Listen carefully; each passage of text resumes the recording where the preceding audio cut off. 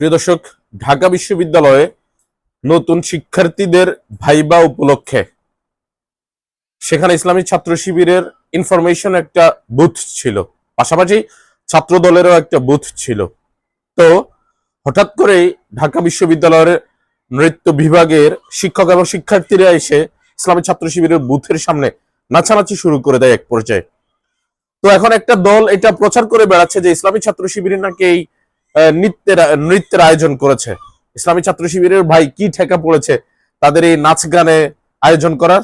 ইসলামী ছাত্র শিবির যেখানে দিনের দাওয়াতি কাজ করে সময় দিয়ে কুলাচ্ছে না, সেখানে কেন তারা এই ধরনের একটা অপ্রয়োজনীয় কাজ করবে?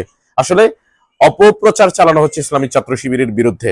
আমরা দেখেছি যে আওয়ামী লীগের আমলে ছাত্রলীগ অপপ্রচার চালাতো, এখন দেখতে পাচ্ছি যে ছাত্রদল ইসলামী ছাত্র শিবিরের বিরুদ্ধে অপপ্রচার চালাচ্ছে।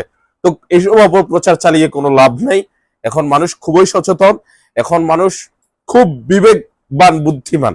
অর্থাৎ মানুষ আগেও বিবেকবান ছিল, কিন্তু তাদের এই বিবেককে খাটায় না, এখন মানুষ তাদের বিবেককে খাটায়। সুতরাং এখন এইসব দিয়ে ইসলামী ছাত্র শিবিরের বিরুদ্ধে প্রোপাগান্ডা ছড়িয়ে মানুষদেরকে আর বোকা বানানো যাবে না, ধোকা দেওয়া যাবে না। সুতরাং সত্যকে সত্য বলতে শিখুন।